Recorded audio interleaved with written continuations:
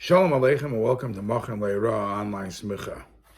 Nicht gewünschene Zeiten, b'shas Avelus, when people are being Menachem Avel, the Nusach HaMakubal to be Menachem Avel is Hamakim Menachem Eschem B'seich Shar Velitzim V'Yerushalayim. Now, for some reason, people have their own minhagim that they add. There's only Shvishim from Kain Tsar or whatever. They actually say in the name of the Rebbe that why say Shvishim Kain Tsar as if something negative Chas v'Shalom is about to happen. Just stay positive. Say Nar Simchas, or just finish it off with the statement that's makubal. You don't have to add anything to it. But there are some things that are discussed about this nusach. Why we find that very few places we refer to the Eibishter with the title Hamakim. We find that in Yom Kippur davening we say Al Das Hamakim, Al Das Hakol. Over here by Nichem Avelim you say Hamakim Menachem Eschem.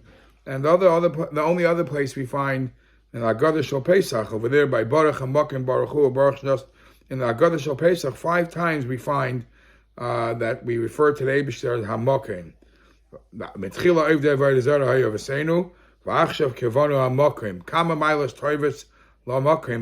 5 times in the Agadah. But what's the significance over here by the Nichem Avelim that we specifically use the title Hamakim? So there are some of the reasons that it's brought. Like somebody once said in the name of the Frierdiker Rebbe that Hamakim literally means the place. What are we telling the Avelim? Hamakim, the place where the Nifter went to, that should comfort you. In other words, knowing that the Nifter went up to Shemayim and Gan Eden, that should bring you comfort. That is one pirush. It's the name of the Frierdiker Rebbe. From Rabbi Yosef Derv Soloveitchik, he says another pshat. Hamakim means your replacement.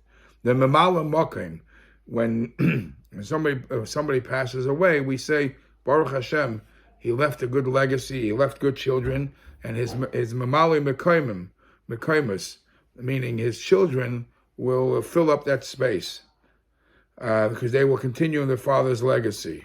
Another pirush is brought. It says that when the Rebbe went to be Menachem Avel, the Novominsker Rebbe, the Rebbe said that when a person passes away, there is a void left in the family. The place where the person was, or the family in general, is missing something, something space. They feel like he's missing. He or she, Rahman al-Islam. So therefore we say, when we come to be Menachem Avel, we say the Eibishter, which is called the Makim, which the Eibishter is the real Mekayim Shalaylam, he should fill that gap. He should fill that space that you're missing and comfort you. And another teretz is brought that when the neshama comes down to the world, every neshama comes from the world for a purpose, to be mevarer, to purify its place in the world. So we say to the Avelim, Rahman al-Atzam, we say the person who was just nifter was mevarer his makim, was mevarer his space, his or her space, and therefore it did its job and it was able to go up to Shemayim. Now, in Shulchan Aruch, when it speaks about Hilchas Avelus, at the end it finishes off with the pasuk that Obila Amavis LaNetzach Umacha Hashem Elokim Dima Me'al Kol Panim. Now, this pasuk has many questions. First of all, the Gemara itself, in the Gemara in Sanhedrin, the Gemara in Pesachim Daf Samaches Amid Aleph, Sanhedrin, that's Tzadik Aleph Amid Beis, Ula asked the question, how could it say, Bila HaMavis LaNetzach, that death will be swallowed forever, when there's another pasuk in Yeshaya, where it says, Ki anar ben meya shana yomus, that there will be Rahman al death, but maybe in an elder age of 100 years, but there will be Misr. And the Gemara answers, like Kasha, kan be Yisrael, kan ba'akum. The Jews will have Chaim Nitzchim, and they will have a Bila HaMavis LaNetzach. However, by Goyim, it will still be ben Meya Shana Yomus. That's the answer, and many Mefarshim speak about it. Some actually say that there will be a form of death. The Bila Hamavis that it's referring to is a specific death. And even in Sifri Chassidus, they elaborate this. What does it mean? Is it really going to be Chaim Nitzchim, as it's understood from Sifri Chassidus? Now, the pasuk ends up saying, "Umocha Hashem Elikim dimo me'al kol panim." The Eibishter will erase any crying from every face.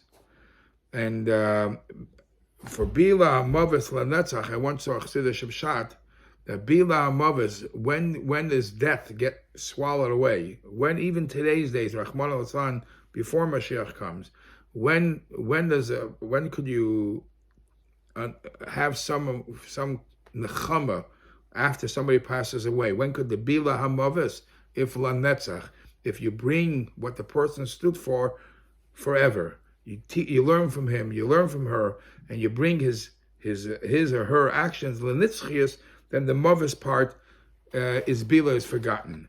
But Umacha Hashem Elikim Dima Me'al Kol Panim, the Eibishter will forget, will erase any tears from every face.